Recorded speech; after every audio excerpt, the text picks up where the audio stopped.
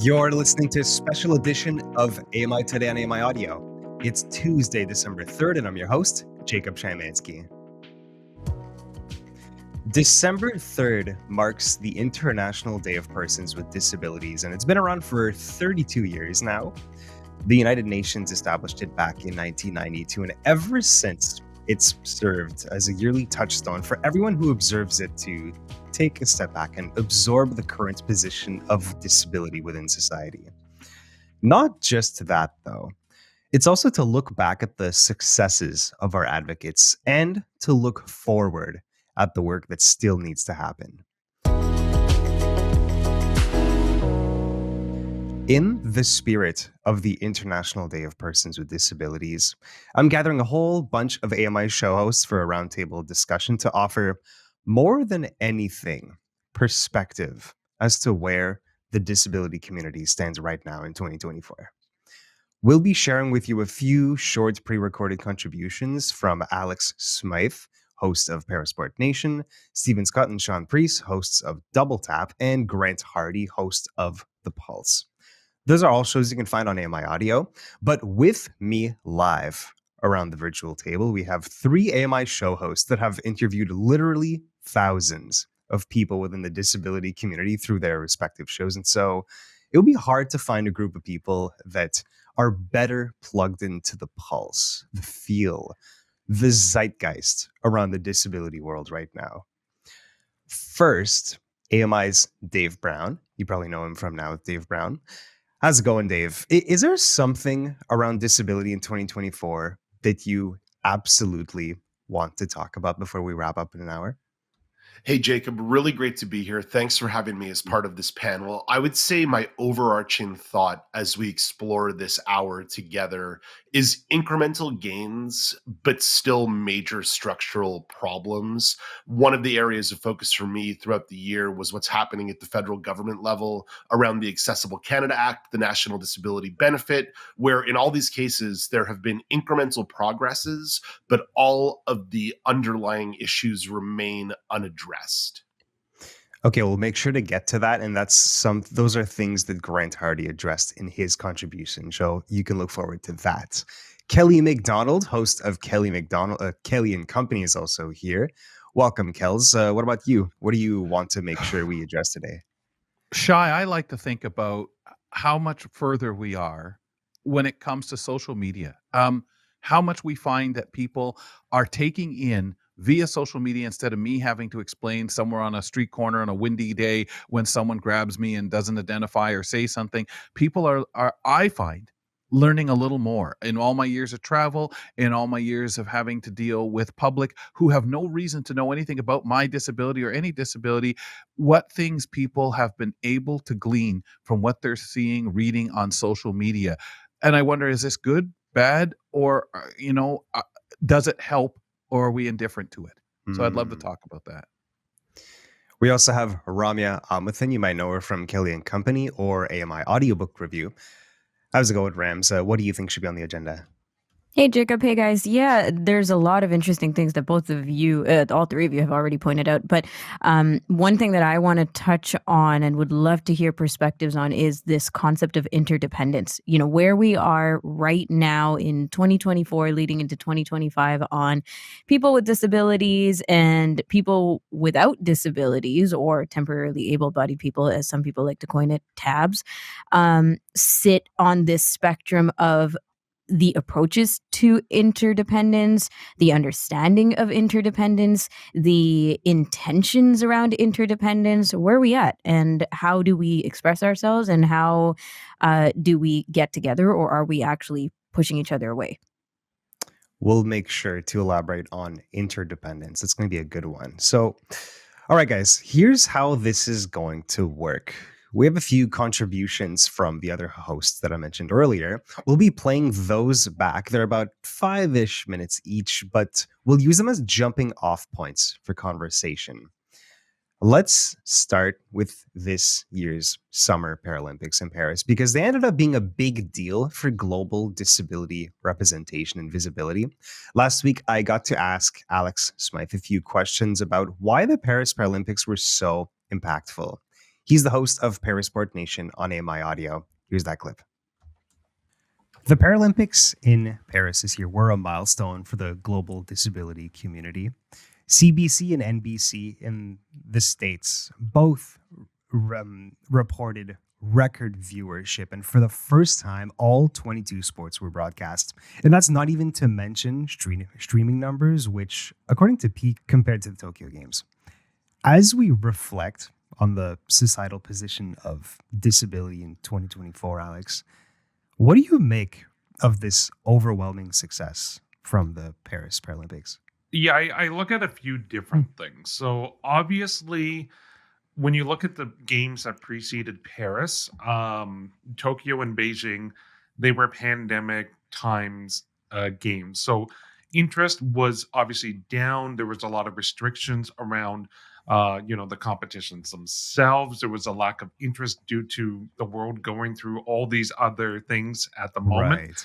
Paris was really that return to kind of a sense of normalcy and what the games were all about. It was a major push forward for the movement overall. You talked about some of the metrics and just how much more attention was paid to these games. I think streaming was vitally important in kind of really driving the interest, driving the attention around the games. The fact that investments had been made within the last 6-8 years to really make sure that the online streaming capabilities were there for the Paralympics, because not everything is going to be necessarily broadcast simultaneously, especially if you have all the different sports. So having an access point that people can go and view the sports they want to view was huge. And the quality of the broadcast had been exponentially better than it had been in the past. So all signs are pointing upwards for this movement to continue. It was huge. I think we're going to look back at Paris and see it as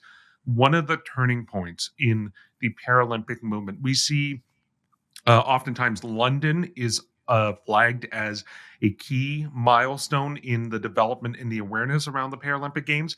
I think also you can make that case for Athens or Sydney's in the early 2000s of the movement going forward there. I think Paris in 2024 is going to be the next one on that kind of list of saying, hey, was a point where things really started to turn and grow positively for the Paralympic movement globally. So why does it matter? Like, what's the importance of having so much more attention being brought to the Paralympics, but specifically for the disability community? I think that the Paralympics is the biggest disability event in the world. There's By far. nothing that is by far. There's nothing that is bigger when it comes to the world or the experience of folks with disabilities. So that is a big factor to it. But I also think as well, this is an event that is on a global scale that is catered to and accessible to folks with disabilities and a variety of disabilities. It's inclusive to a variety of different life experiences. So if you're going to attend the games, you are going to have an accessible experience because the stadiums have to be accessible. If you want to just enjoy athletic performances, you can do that, but you can also kind of see yourself in your lived experience as having a disability reflected in a manner that is not the case in any other consistent form of media. You look at film, television, books, music, none of them have that consistent kind of representation of disability on on a specific broad reaching event the way the Paralympics does. It is so special. It is so unique, and it's really worth kind of continuing to push forward. But sport overall, for folks with disabilities, it can serve a myriad of different benefits, from the fact that it can be a rehabilitation tool for someone who just acquires a disability, trying to figure out how to live in their new situation, whether it's through something like limb loss or lack of movement or ability in a part of their body. Maybe it's things around awareness. Maybe it's getting used to a new sensory experience. Sport is a great tool to allow for that. Plus, it also allows folks to have fun And oftentimes we focus in, when it comes to disability, on things that are serious, that are issues that are frustrating, and there's a lot of reason for that, because there's a lot of frustrations. But sport is an avenue, it's an outlet that people can have fun and enjoy. So that's why I think sport is so special in the context of disability. That was Alex Smyth, the host of Parasport Nation on AMI Audio. A huge part of the value that the Paralympics bring is its ability to shift the image of disability away from negative stereotypes. And let's open up the conversation here. And Kels, I want to start with you because this kind of lines up with what you wanted to bring up earlier. What do you think that image, the image of disability, looks like in 2024? So, like, in other words, like, where do we stand in disability in 2024? You know, it's interesting because of my experiences in sport when I was in school, and knowing through my life so many people have gone to the Paralympics. So I've had a gauge of what it was like for them to go, how it was just so cool to be at these different countries, at these events and doing stuff. But it was all something I'd hear about a month later, 2 months later through life. And, oh, hey, you remember when I was, oh yeah, and this is what happened. Now we're able to actually be along with them. You're actually able to see the interaction, but the spirit, and that people see that disabled people, like everyone else, we're competitive. You know, we maybe even can be a cheater, get into something we shouldn't be, whether we're taking a substance we shouldn't be. We're equal. And we also, and what I loved is I've had people, Danielle McLaughlin, one of our former contributors on Kelly and Company, now over working with the gang at Audiobook Review. She told me that her husband has adopted goalball as a sport that he didn't know anything about. And we got talking about my experience with goalball and when I played for the Ontario team years ago, moons ago. But it was so fun on that level to talk to someone and not feel like, yeah, I play this sport, goalball. Oh, what's that?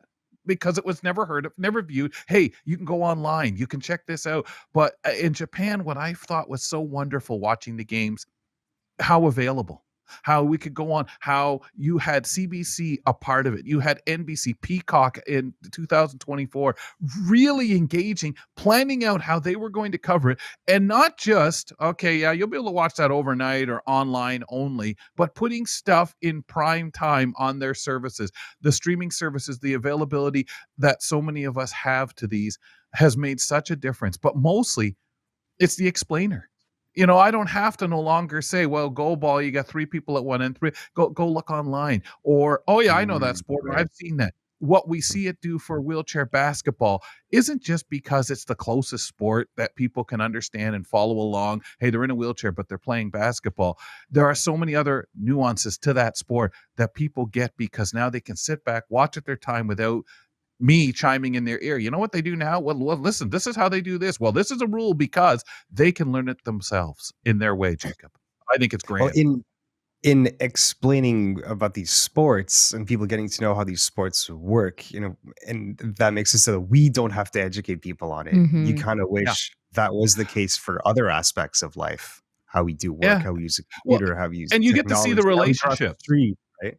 Yeah. Oh, exactly. Well, and that's exactly it. Because these guys need footage, and they show so many different things of the life these athletes are leading, but also it leads to other things where we're not necessarily sure it's great, Paris, but we also get to understand that other people in the disability community are out there functioning, doing other things. And these may be great people, but they're also great people because they are the elitists of athletes through the disability community. But that shouldn't take away from Jacob playing five-a-side soccer.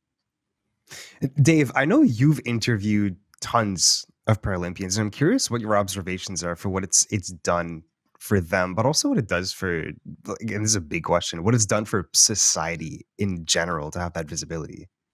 Well, you and Alex used the word high profile to discuss the Paralympics, and the Paralympics being perhaps the highest profile disability event that exists globally. And once you start drilling down and looking at those changes that Kelly talked about in terms of the availability on streaming or linear television, now you're offering a high platform for the high profile. And let me give you a for example. There was one wheelchair racer that I became obsessed with during the Paralympics. His name was Austin Smink, and CTV ran a huge profile on him before the Mhm. game started. And the entire article was about the work he did to optimize his wheelchair for racing. Yes. He's an engineer by his academic life, and Wow. was working with the engineering lab at his university to optimize the wheelchair. And what that story presents in both a literal and a philosophical way is the adaptability that goes along with living with a disability. It happens to be self-contained in the story of competition, but it's a reminder to the general public about some of the ingenuity, whether you're an engineer or not, and what it takes to adapt in your day-to-day without necessarily receiving an accommodation. And I think Mhm. those are the kinds of stories that philosophically can resonate with the general public, but Mhm. also be a bit of a spur for the disability community more broadly. And when you're presenting that picture of somebody being creative and finding solutions, it inspires us, the disability, as well. Like that word Mhm. inspire always makes us cringe a little bit. But Yeah. the four of us, we A all have and I think it's we all relatable, that's why, right? yeah, No matter what you're exactly. doing, it's It's super relatable to relatable. whatever you guys do to make life easier. But the thing is, all four of us have disabilities, and we know tons of people with disabilities, and we are very aware that we vary a lot. We can be very creative, just like we can be lazy. And the thing is, I think people outside the Don't pick community on Ramya, don't. please. Come on. I was Yeah, going with cheater. I'm getting to her. Oh, I'm getting to her. thrifty, um, thrifty. like we know that we vary a lot, but people outside the community don't know that. They see us as a monolith. And this kind of getting to my next question, I'm going to pose it to you, Ramya. And it's that have you noticed a difference, a change in the general understanding of the public at large? Yeah. Yeah, definitely. I mean, do you guys remember when I think it was the IPC, the International Paralympic Committee, put out an ad around the Paralympics and people were so upset.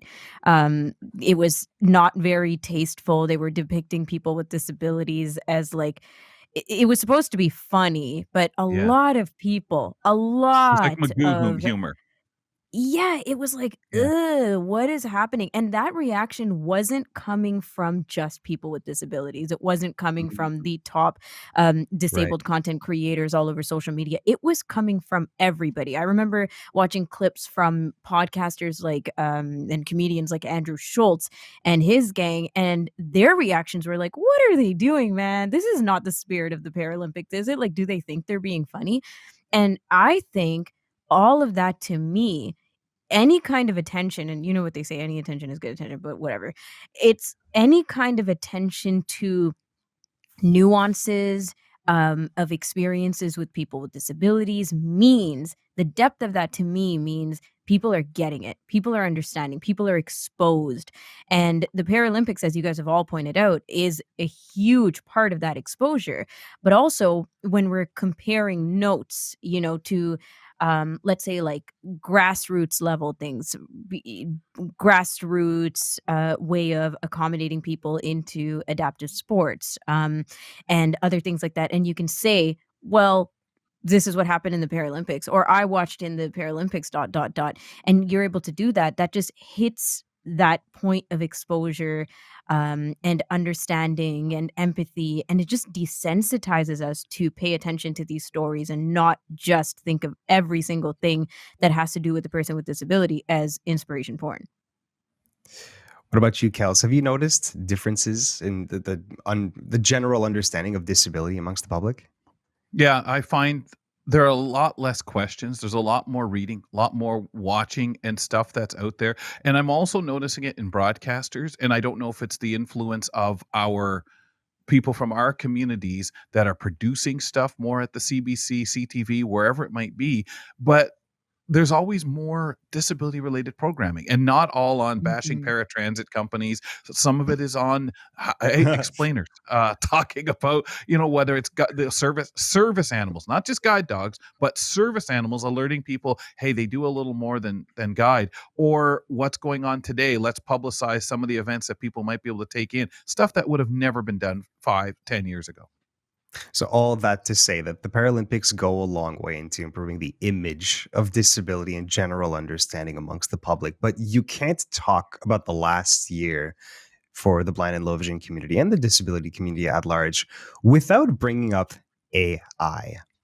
Stephen Scott and Shaun Preece of Double Tap gave us their perspective on the AI developments this year.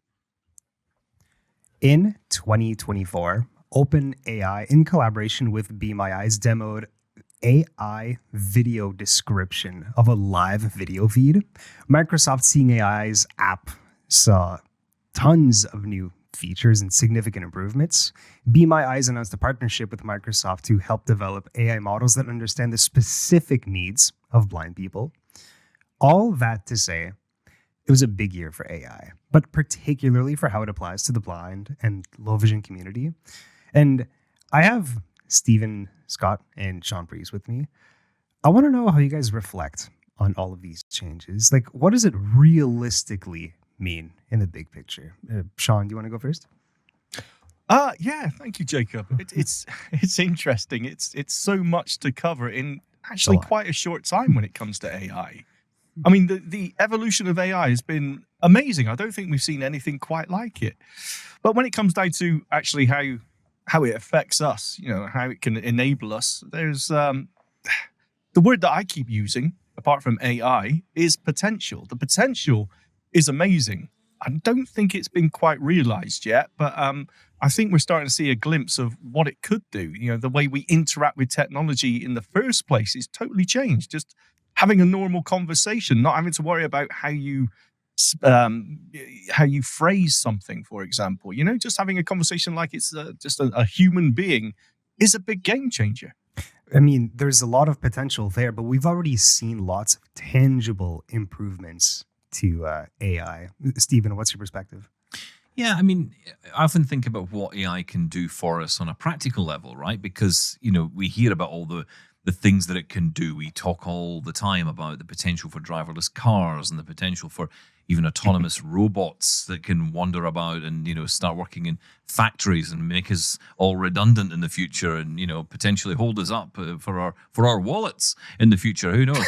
And possibly worse. But, ultimately, what we're thinking about here, and we kind of get maybe stuck a little bit in the bubble, but that's okay, of, talking about how it will enable us as blind people to do lots of different things. And I guess what I think about in the kind of perhaps broadest and most boring sense is efficiency. It makes us efficient. Allows us to do things like research and, looking up information or collating information. I can do that so much more quickly and more accessibly. Now, interestingly, the OpenAI, which was, AI has been around for decades, right, in one form or another. OpenAI really brought it to the fore. It brought it to the consumer level. And when they brought out ChatGPT, it wasn't that accessible. There were a lot of issues with it. So a lot of blind people couldn't access it in the way they perhaps wanted to. Thankfully, that did change over the year.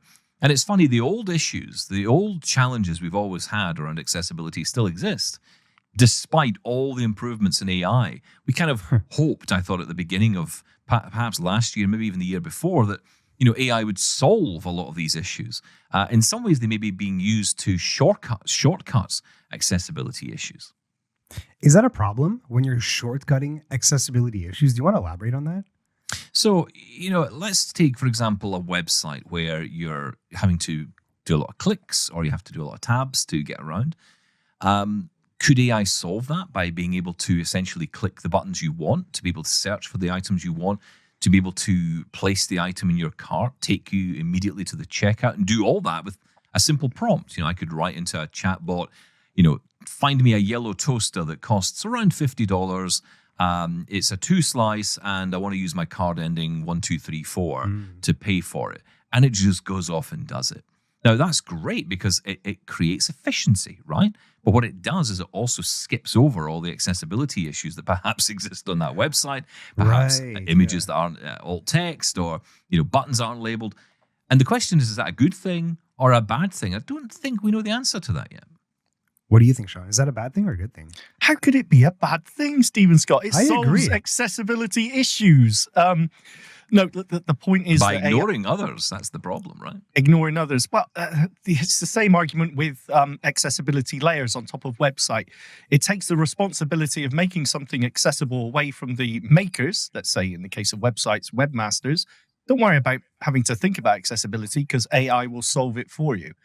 Well, that's absolutely fine. It depends if everyone has access to the AI at the same time. So there are still questions here. Look, I think the trouble is that we were so blown away about the razzle dazzle of AI. This just seems so impressive.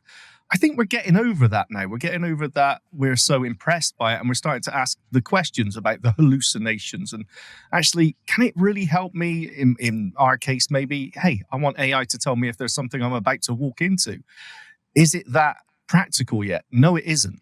But I think Stephen brings up a great point about efficiency, being able to work as well as anyone else. I just did a search for something recently, just a couple of hours ago. Instead of doing a Google search and having to jump through 1,000 headings and different websites, I just asked ChatGPT, OpenAI's service, just had a conversation and it gave me everything I needed. That makes us just as efficient, just as productive as anyone else. And that's just talking about the AI that we have now. And let's completely ignore the potential and what's to come. If we were to just look at all the developments we've seen this year and to weigh the pros and cons of the things we actually have now, is it safe to say that it's a net positive for the blind and low vision community? Stephen? I think if you look solely at the blind community in this case, then I think you can definitely say that.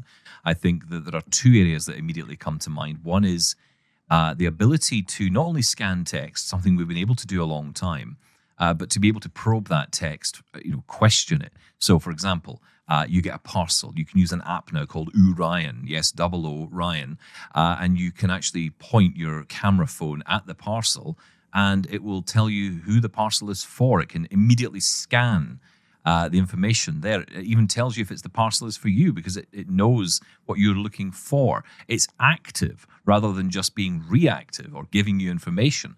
Now if you get a medical letter in the post and that letter is not accessible to you in any other way, you can point your phone at it and say, okay, when is my appointment? What is the number I should call to make a further appointment or get more information? You can probe for that. That's one area which I think is a huge area that's made a massive difference to the blind community. Again, it seems like a small thing compared to everything else, but it is actually pretty huge and meaningful. The other, of course, is images and more recently videos. And this is something which I've got to say, for blind people, we weren't that bothered about images for a very long time, right? Because it was like, who cares? It's an image. I can't see it. Now, of course, I can get rich image descriptions and go further than that. And I can hear information about pictures. I'm diving into pictures from my past to learn about pictures that I was in, my family are in, learning more about who was in there, what was in that picture. I can probe and get those details. And I can also do the same with videos now. I can get rich image descriptions from my trip to Canada earlier this year. I'm able to go into those videos now and get detail that I had no idea existed in those images and videos. And the reason I wanted to bring up AI in this discussion is that, anecdotally speaking, I know that so many of my blind and low vision friends use AI tools daily. It's become second nature, almost muscle memory. And that just goes to show how it's really infiltrated its way into every aspect of how we do things. I couldn't imagine living without seeing AI. Shaun, do you agree with this? Oh, absolutely. Seeing AI is my go-to app. It's one of those apps I just use every day. Yeah, I totally agree with you. And I think Be My AI, going on from what Stephen was saying about pictures and images, it's just made it so inclusive to enjoy those pictures that people send you that in the past you just swipe on by. But now you can actually take part in them. It is something that's becoming every day. And this is not something that is particularly common in the mainstream world, right? So, it's not as common for people to know about and use ChatGPT on a regular basis. You won't No. find those numbers of people using it in the same way that we are as blind people. Now, why is that? Well, I think ultimately it's because blind people know that we need to be on top of this stuff. We're always seeking out, we're always looking for technical solutions. If you want to talk to people who are, intelligent about tech, talk to blind people. Because they will be, may not know everything Facts. about it, but they are going to be, Facts. they're going to be jumping in to all And we this push stuff. it. We push it to Yeah. its limit to see if it can do, give us a workaround for some issue that we're having. We will know the tech inside out because we need to. Yeah. That was Stephen Scott and Shaun Preece. They're the hosts of Double Tap. And as you can see, there's never been a better time to be blind. Not that I would recommend it, but there are tech solutions to nearly every barrier we encounter. And AI is supercharging the development of new options. Let's just say there's a huge list of pros on the pros and cons list. Dave, do you have any reservations? Oh, certainly I would have some reservations about something that you and Stephen and Shaun got to there, which is about the changing of the onus.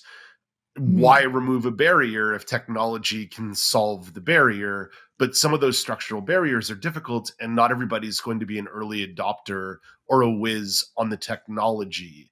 I don't mean to be Mr. Cold Water here, because I do think there is some optimism that's worth having here, especially with the marriage of hardware and software in the AI space. It's come a long way in a year and a half or 2 years from being chatbot oriented or describing an image to you to being a pretty useful orientation and mobility software that's now embedded inside fairly affordable hardware, right? It's easy to snicker and laugh at Apple's Vision Pro $3,500 headset. It's a little bit harder to laugh at Meta Ray-Ban's $350 smart glasses. The barrier to entry is lower, and in conjunction with Be My AI or Seeing AI or Be My Eyes, you're starting to see those softwares and those hardwares meet in a really tangible, usable way. Or another example, this perhaps falls outside of the blind and low vision experience, but other disabilities, perhaps some communication or verbal disabilities, when you see some of the translation and real-time transcription that is now becoming available inside a lot of Samsung and Google devices, that's something that could have a tangible, meaningful impact on somebody's day-to-day life. So, Jacob, even if I sometimes get a little bit leery around the AI conversation, it's only for the purpose of getting to the practicality and the tangibility rather than just sort of drinking the Kool-Aid. Ramya, what's your perspective on this? I've drank the Kool-Aid, man, like long time ago. I totally, respect your reservations, Dave, and the input on this conversation around changing the onus, or taking the onus off maybe is a bit more scary if you think about it that way. Like, who's going to take responsibility? ? But I think that it is a shift of onus to the bigger, badder companies, the people with the money, the people with the tools, the people with the intellect, the people with the electricity. Obviously, it takes a lot of electricity for AI to function. And that means that I don't have to fight as hard with my family, with my friends, with the people posting on social media. And I know that's a pretty big kind of statement, like a very broad, vague idea, but that's the way I think about it. I think that it diffuses the conflict in everyday life in a lot of ways, not in every single way, but in a lot of ways that used to be tedious and exhausting. Like, I would ignore certain ways of interacting because I couldn't. Like, how could I possibly, get involved in a WhatsApp chat where everyone's just sending inaccessible memes?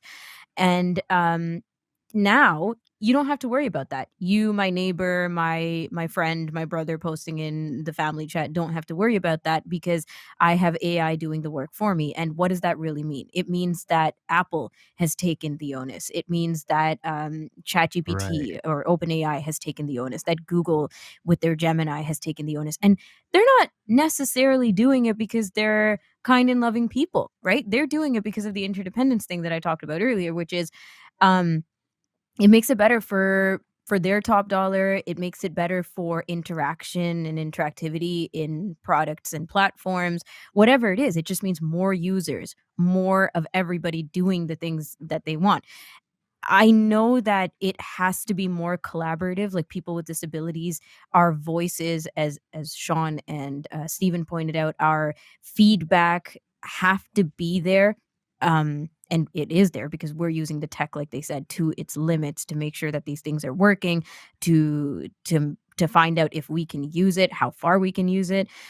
But also, it to me, the bigger like check mark on this is that the companies are taking over. Like, they are able to take the onus off of it, me and you, and just put it in there for whatever reasons, and it's making my life better. They've taken over a lot of the responsibility of making things accessible.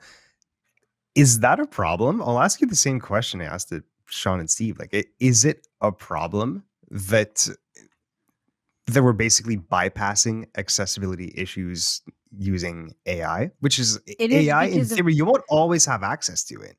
Yeah.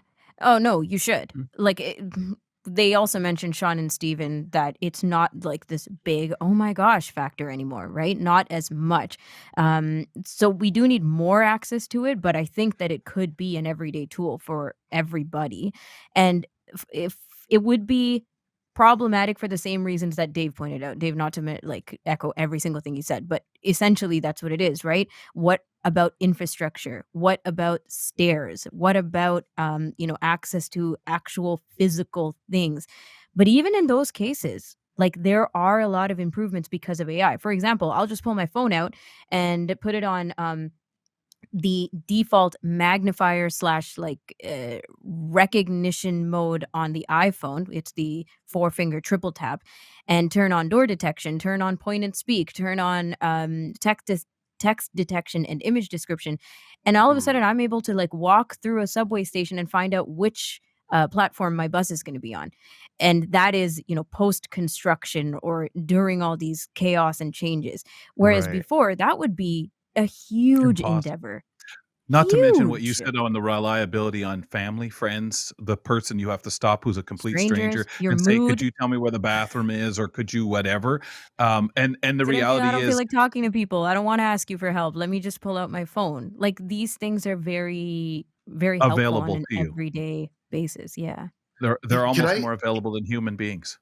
can I jump in here a little bit though? Because I Yeah. think Ramya made a really excellent point there about how these companies are making some choices about the bottom line, but perhaps not believing in the deeper ethic behind Mhm. why accessibility matters and why inclusion matters. And the problem with perhaps not believing in the ethical or moral case is you end up in situations like the Microsoft Soundscape situation, where Yes. that no longer Mm. became viable in the profitability. And admittedly, people with a lot of tech ingenuity have now tried to create their own, and a lot of that information was made available through open source technology. But there is a risk that to a certain degree, these companies, if they're not making the decision for the ethical reason and simply the profit principle reason, some of these things that we love and find very useful might just disappear at the snap Mhm. of a software update. Mm. And Mm. that battle is being fought, like, small scale and big scale, Dave. Well, It's I being think your fought on big the thing with everyday that level as well as yeah.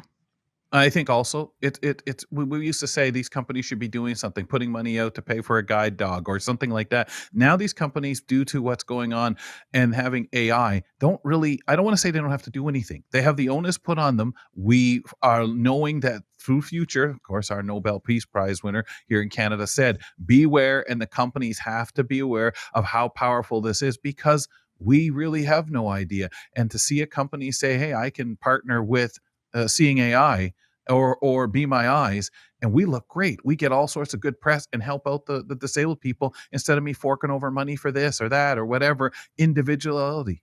This is individual, but on such a huge scale.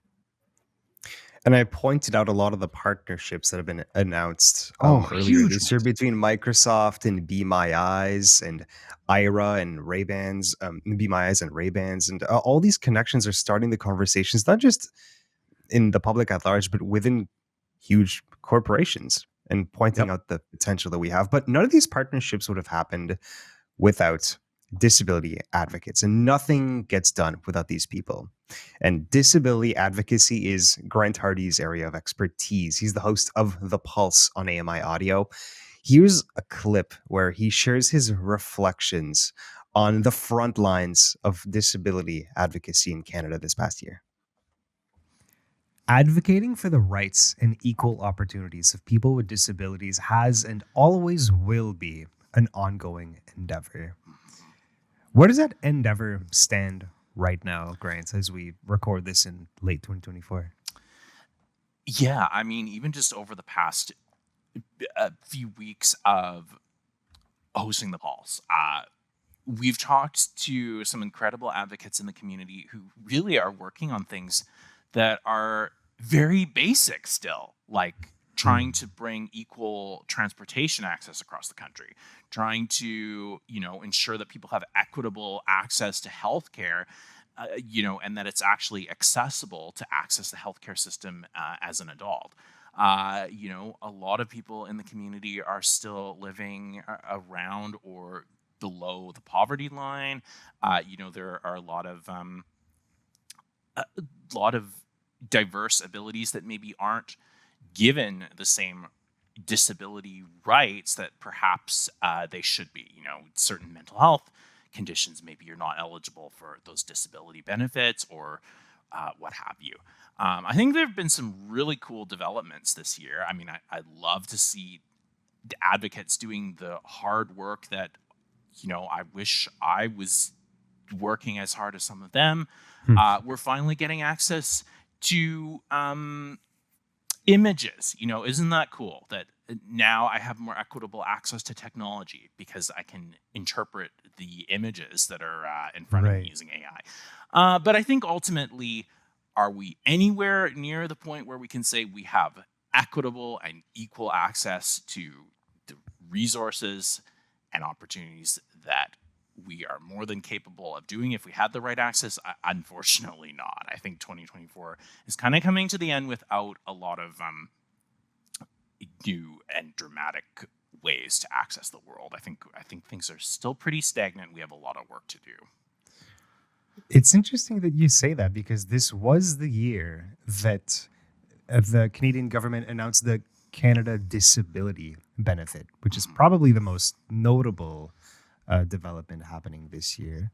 What are your thoughts? Because I know it's not as simple as good or bad. There's nuances in all these things. So I'd love to know your thoughts. Yeah, I mean, it's not as simple as good and bad. It's ultimately, as I understand, really something for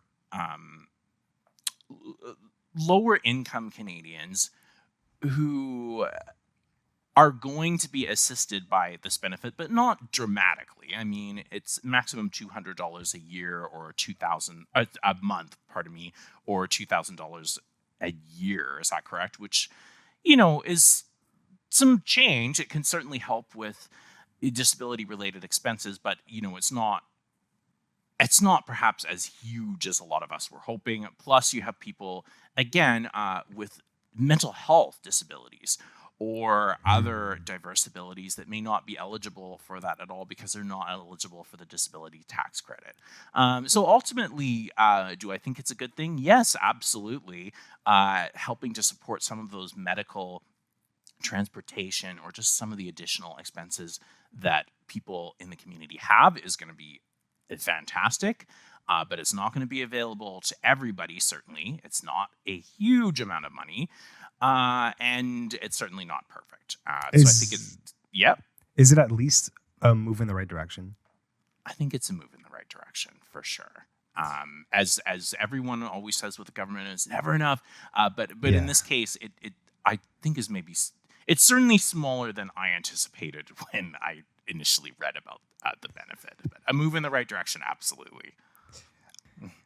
I interviewed Stephanie Kadzir, the Chief Accessibility Officer of Canada, a few months ago, and I asked her what the biggest barrier is for Canadians with disabilities. And she said that it was the current culture and attitudes around disability more than anything. What are your thoughts on that? Yeah, it's a really interesting point. I mean, when I woke up this morning, if you'd asked me what my greatest barrier is, I would have said transportation, because it just affects so many aspects of my life. And we still don't have equitable access to transportation.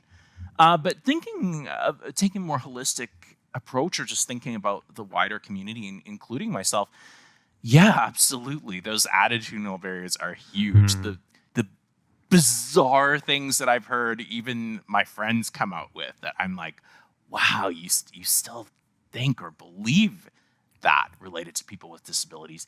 Even some of our attitudes, I think, in Canada, maybe regressing a little bit or becoming more conservative, and it really creates this very vicious cycle where, again, opportunities, careers, friendships, whatever it is, that we are more than capable of not only participating in, but thriving in. And just those attitudinal barriers are really creating sort of a glass ceiling with regards to opportunities that we're just not getting because people don't expect that we would be able to participate. That was Grant Hardy. He's the host of The Pulse on AMI Audio. And Dave, I know you wanted to talk about the Canada Disability Benefit and the other developments in that realm. What are your thoughts on Grant's thoughts there? Well, let's be clear. You asked a really good question. Does it still count as progress if progress is minimal or woeful? The answer is yes, right? $200 a month is better than $0 a month. But if the bar is being set that low, then it makes you wonder what real progress looks like. And I don't know what that number is, Jacob, but I can tell you that it doesn't solve the core purpose of what the National Disability Benefit was supposed to be about, which was taking people with disabilities who live below the poverty line and at least getting them to the poverty line. And that dollar figure doesn't do it. And It doesn't I really and I really have to apologize for this, guys, but because this is getting maybe a little too granular in what's going on in the world of politics right now.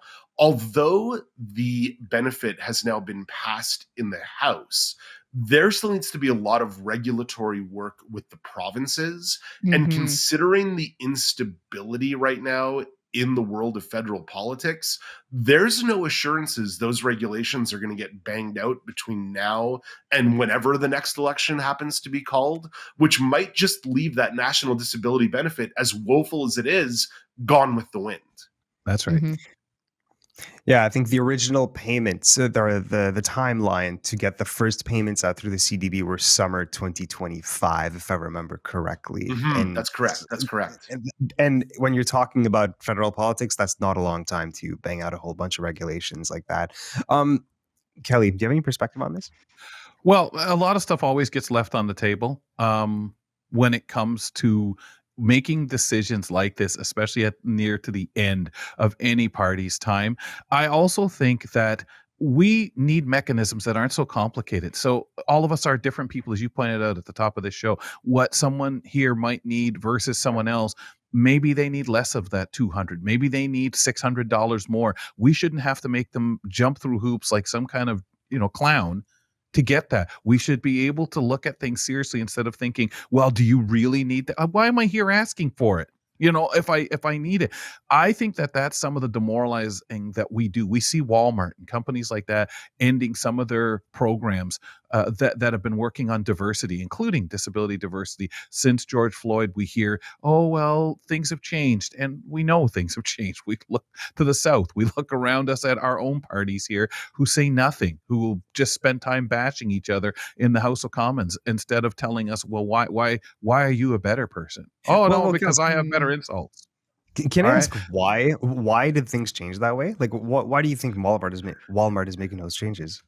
Because they no longer have to. We tend to get into this whole thing of what is hot today, whether it's talking Indigenous, talking vegan, talking about issues of this, that we know we fall short. So then we take something on, we grasp onto it, and people are fickle. We have our attention spans change all the time. But this is what we seem to do. And when a company says, okay, no one's no longer looking as much, maybe we can veer a little away from this because this is more of a hot button topic now that we have to be on, and it looks good if we are.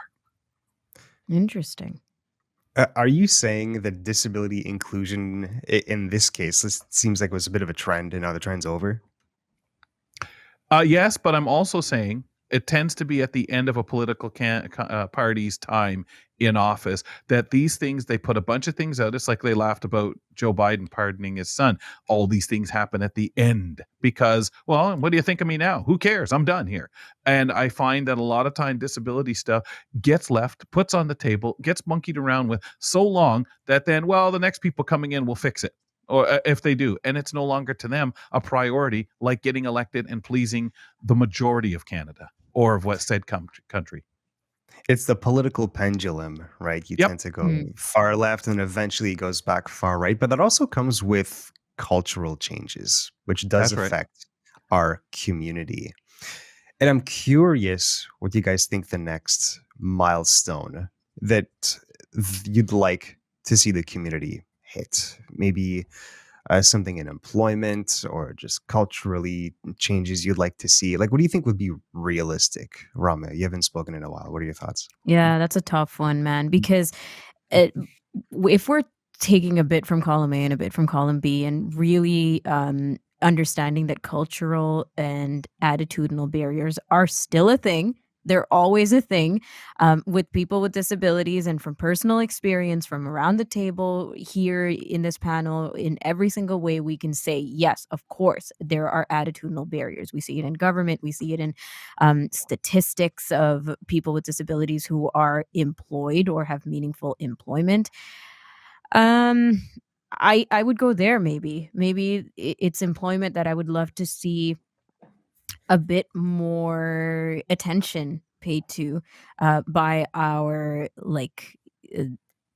by the Canadian government, by the processes and policies, by the way that we approach, even for people who are already hired with disabilities, but just the understanding in the workplace and what employers and employees are experiencing who are already working.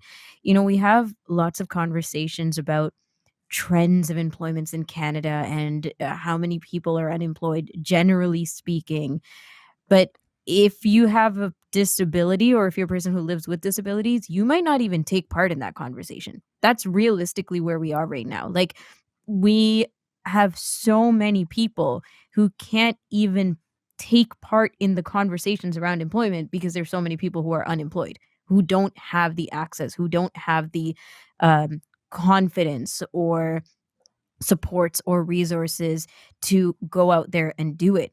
And so, yeah, like, we're having lots of chat about the Canada Disability Benefit and about the minimum um, income support and things like that. But how much of that can be shifted into or alleviated because we're also targeting people with disabilities as to be hired and to be employed, and to say, like, let's make this a priority, please, in our country. And that's always been huge on my list for just more conversations, more exposure, more like, please keep thinking of this as an issue, because it is, and it's not getting any better in my opinion. Yeah, I think employment is something we can all get behind because it leads to so much improvement in quality of life once you have that job. But that's the main The ripple barrier effect is is employment, the ginormous. ripple effect. Yeah, Yeah. exactly. As we wrap up here, guys, I'd like to hear your final thoughts, closing remarks, if you will. Dave, what do you have for us? I've been such a wet blanket and Mr. Cold Water during this conversation that I You need want that. to You point. need it. No, but let me finish up on a little bit of optimism here because it's the holiday season. It is International Day of Persons with Disabilities. I want to make reference to two stories that maybe didn't even all the way resonate in the way that I lived my life, but I saw the way it rippled in the community more broadly. So number one comes from the sports world. The fact that the Stanley Cup finals were broadcast with American Sign Language, both in Nice. Canada and the United Mm. States, that was easily accessible if you had access to the cable channels in question. Really, really cool work. Really, really good work. A great example of what can be done and something that could be broadened out across all sports in 82 games a year, or in basketball and hockey, 17 in football, etc. 162 in baseball, whichever way you want to slice it. It was awesome. It was great. The other one was the positive press that Mattel got for the release of the blind Barbie doll. Again, not something that necessarily connected to me in my life, but when I was at a Fighting Blindness Canada event earlier this year, I was talking to a few members of their Young Leaders program, and they were telling me how meaningful they found it. So just for the sake of being like Mr. Optimism today, those two stories hit home for me about, again, those incremental little gains that matter. Kelly, you want to be optimistic or do you want to rain on a parade? Well, you know what? I think I'm being optimistic here because for me, a lot of it is the bonding together, the working together, whether you see it on social media or groups working with each other within the disability community. It used to be silos all over the place and everybody out for their own thing because there was so much work to do, such as the employment thing, as the last thing we talked about, which would be the great untapped resource to get into, instead of our country worrying more about getting newcomers to the country, or worry as much as getting them work as much as the disability community, instead of saying, well, they're happy to sit home. No, we're not. But it's the working together, telling everyone, us asking what can we do for your community, and more understanding within the disability community of the other disability. And I think that is beautiful and what moves us forward. Much more safety in numbers. That's a great time. Great way to leave the conversation. I want to thank all three of you so much for your contributions and just how thoughtful you were in this and giving us an hour of your time. I know that you're busy. Dave Brown, Kelly MacDonald, Ramya Amuthan, thank you so much. Thank Thanks, you. Jake. That's all the time we have for this special edition of AMI today. Tomorrow on the show, we're featuring a special 1-hour version of The Pulse hosted by Grant Hardy. Grant attended the Makers Make and Change hackathon back in November and recorded great interviews at that event. He's featuring those interviews on tomorrow's episode of The Pulse. That's at 1 p.m. Eastern on AMI Audio and on The Pulse's YouTube and podcast pages. I was your host, Jacob Shymanski.